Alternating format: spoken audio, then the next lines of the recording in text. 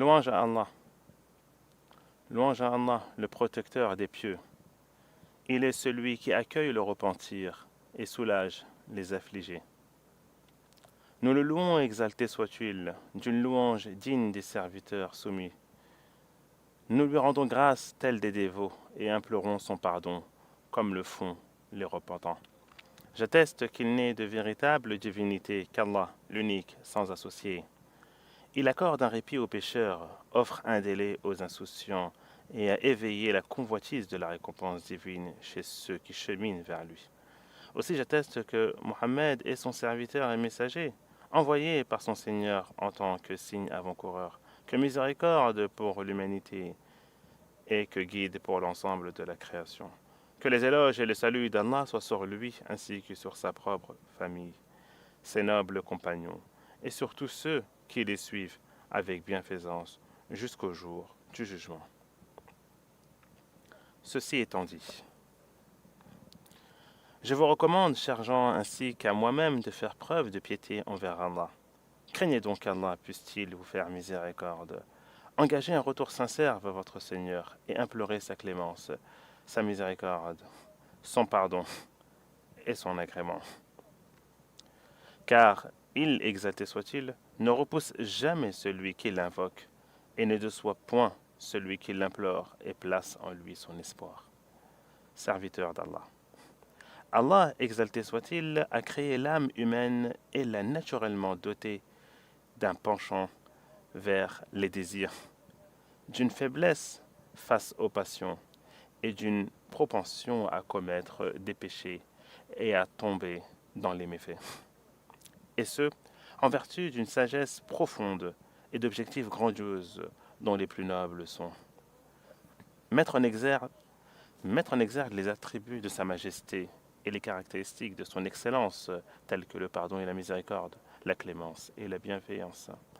Abu Huraira, qu'Allah l'agrée, relate que le prophète, sallallahu alayhi wa sallam, a dit « Par celui qui détient mon âme dans sa main, si vous ne commettiez pas de péché, Allah vous aurait éradiqué et remplacé par un peuple qui commet des péchés.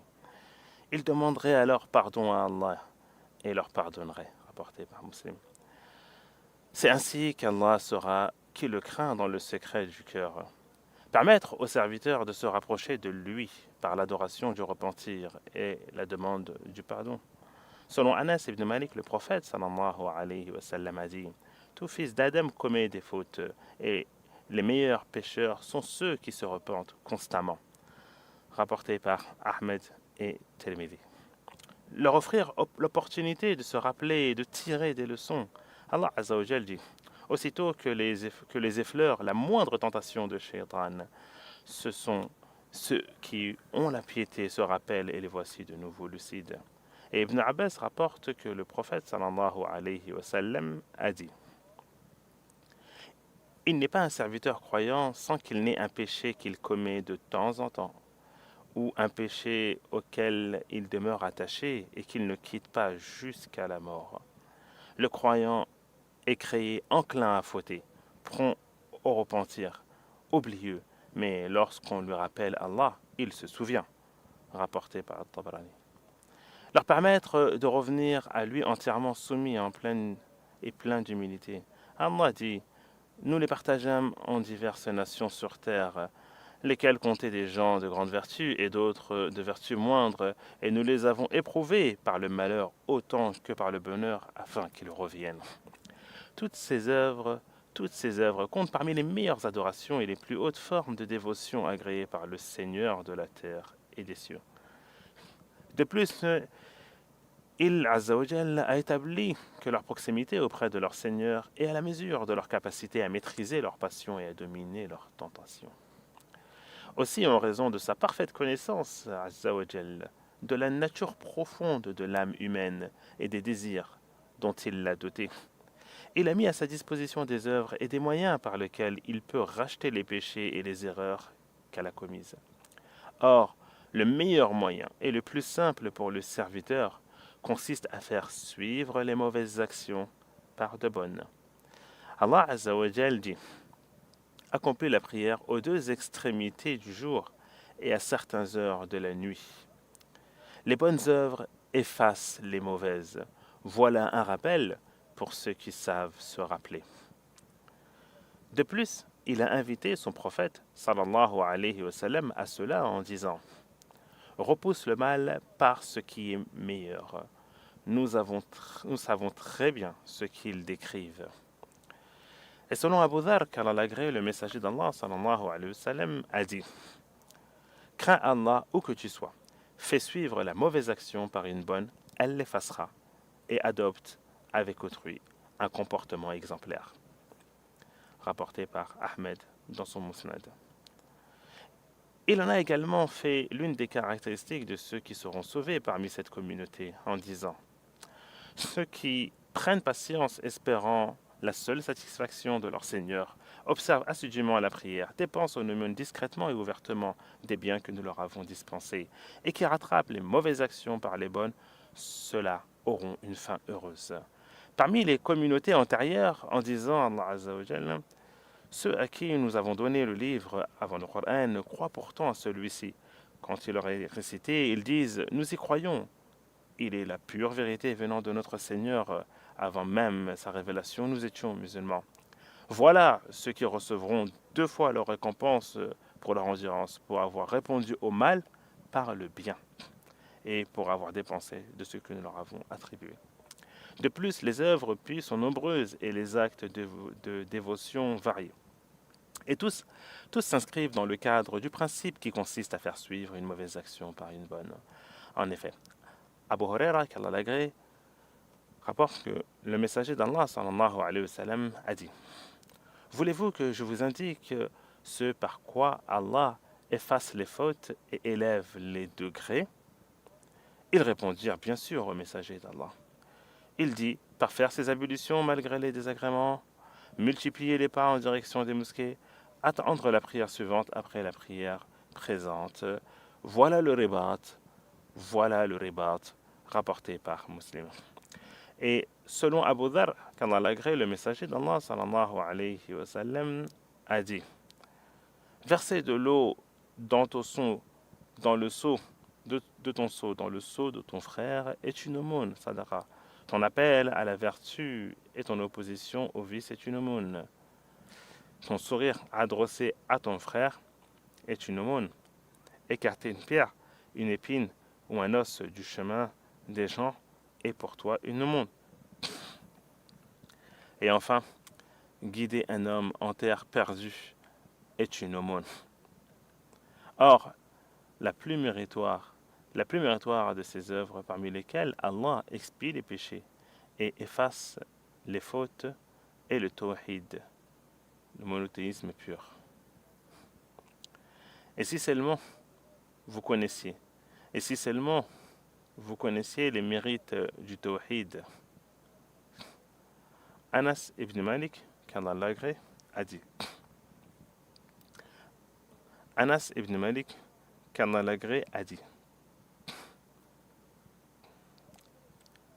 Allah exalté soit-il a dit Ô fils d'Adam, tant que tu m'invoqueras et me solliciteras, je ne cesserai de te pardonner, quoi que tu fasses, et je m'en soucierai point.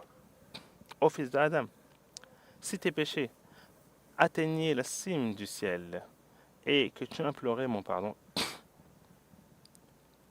je te pardonnerai, et je m'en soucierai point.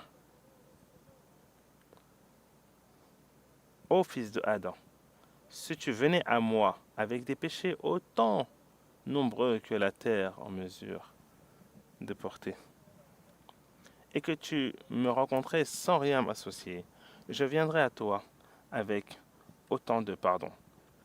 Rapporté par At-Tirmidhi. Ô combien nous avons besoin, serviteurs d'Allah, d'expier nos actions et de racheter nos erreurs. Particulièrement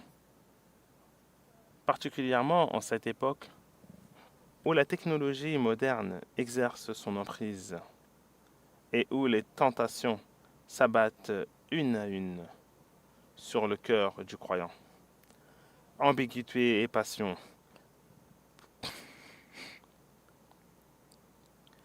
Méfaits et turpitude.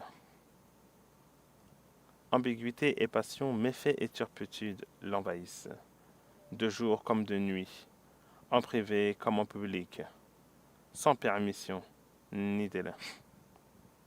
Alors, à vous qui commettez des péchés, à vous qui êtes négligents, ne désespérez point de la clémence d'Allah et ne perdez pas espoir en la miséricorde d'Allah. Faites plutôt de chaque péché commis un tremplin vers une bonne œuvre accomplie, afin de rester constamment sous l'égide d'Allah, jouissant de son pardon, de sa protection et de sa miséricorde. Ainsi, il vous couvrira de son vaste pardon et enveloppera de sa forteresse impénétrable. Ô Allah, préserve-nous du mal de cette fourgue, permets-nous de repentir sincèrement. Écoute-nous parmi ceux qui, lorsqu'ils accomplissent un bien, s'enchantent et lorsqu'ils ne commettent un péché se repentent. J'ai exprimé ces propos et implore le pardon d'Allah en ma faveur et en la vôtre et en la faveur de l'ensemble des musulmans pour tout péché. Implorez donc son pardon, il est certes le pardonneur, le tout miséricordieux.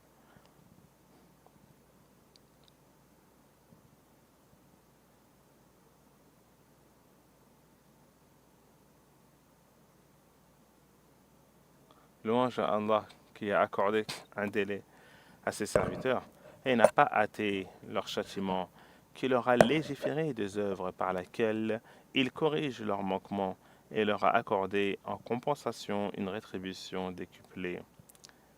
Et que les éloges et le salut soient sur celui que son Seigneur a envoyé comme miséricorde pour celui qui redoute ses fautes et ses frais de ses péchés. Que la paix, la prière et les bénédictions d'Allah soient sur lui ainsi que sur sa famille, ses compagnons et les successeurs. Ces hommes qu'Allah a vantés dans ces versets écrits et récités. Ceci étant dit, serviteurs d'Allah, que le croyant se garde de s'habituer au péché, de s'accoutumer aux méfaits et de se familiariser avec les mauvaises actions. Car c'est là un signe de l'abandon divin, une marque de privation et un éloignement du tout miséricordieux. Quant à celui qui est affligé par son péché, attristé par sa faute et préoccupé par ses transgressions, qu'il sache que ces sentiments sont signes de foi et de proximité avec le tout miséricordieux. Ainsi, le serviteur se portera bien tant qu'il demeurera dans cet état. Ibn Omar relate d'après son père que le prophète sallallahu alayhi wa sallam a dit: celui qui se réjouit de sa bonne action et qui s'attriste de son péché, c'est lui le véritable croyant. Pour conclure, adressez vos prières et vos salutations en faveur de la plus noble des créatures d'Allah, telle que vous l'a enjoint votre Seigneur lorsqu'il dit: sublime et exalté soit-il. Certes, Allah et ses anges prient sur le prophète. Ô vous qui croyez, priez sur lui et adressez-lui d'abondantes salutations. Ô Allah, accorde tes éloges, ton salut et tes bénédictions à ton serviteur et messager, notre prophète Mohammed, et accorde ta satisfaction, ô Allah, aux quatre califes et imams du monothéisme pur, Abu Bakr, Omar, Othman et Ali, ainsi qu'aux restants des 10 promis au paradis. Aux compagnons qui prêtent serment auprès de l'arbre et à l'ensemble des compagnons, de leurs successeurs et de tous ceux qui les suivent fidèlement jusqu'au jour de la rétribution. Ô Allah, renforce l'islam et les musulmans protègent les chefs-lieux de la religion. Fais triompher tes serviteurs croyants, monothéistes. Ô Allah, dissipe l'affliction des affligés parmi les musulmans, soulage le tournement des tourmentés, couvre les dettes des endettés, guéris nos malades, ainsi que les malades musulmans. Ô Allah, accorde-nous la sécurité dans nos contrées, améliore la situation de nos imams et dirigeants. Investis de vérité, accorde ton insistance et raffermis notre imam et gouverneur, le serviteur des 2 mosquées sacrées. Ô Allah, prolonge sa vie en lui accordant bonne santé, bien-être et une grâce parfaite et abondante. Ô Allah, guide-le ainsi que son digne prince héritier vers ce qui sert les intérêts du pays et des serviteurs et contribue à l'honneur et à l'élévation de l'islam et des musulmans. Ô toi, Seigneur des mondes. Ô Allah, protège nos soldats aux frontières et aux avant-postes. Ô Allah, protège-les par ton œil qui ne dort jamais et soutiens-les par ta force invincible, ô Seigneur des mondes. Ô Allah, Sois pour nos frères opprimés un soutien, un protecteur, une aide et un allié. Oh Allah, accorde-leur la victoire en Palestine, au Soudan et partout ailleurs dans le monde. Oh Allah, change leur faiblesse en force, leur crainte en sûreté et leur indigence en richesse et en abondance, ô Seigneur des mondes. Oh Allah, pardonne nos péchés passés et futurs, ceux commis en privé et en public, et ceux que tu connais mieux que nous. C'est toi qui hâte, c'est toi qui diffères, il, il est de véritable divinité que toi. Oh Allah, destine-nous des actions et facilite-nous des paroles grâce auxquelles tu expies nos péchés.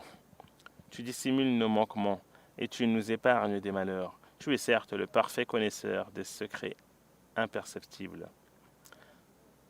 Seigneur, accorde-nous une belle part ici-bas, ainsi qu'une belle part dans l'au-delà, et protège-nous du châtiment, du feu. Gloire à toi, Seigneur. Gloire à toi, Seigneur, le Seigneur de la puissance. Il est au-dessus de ce qu'ils décrivent, et paix sur les messagers, et louange à Allah, Seigneur de l'univers.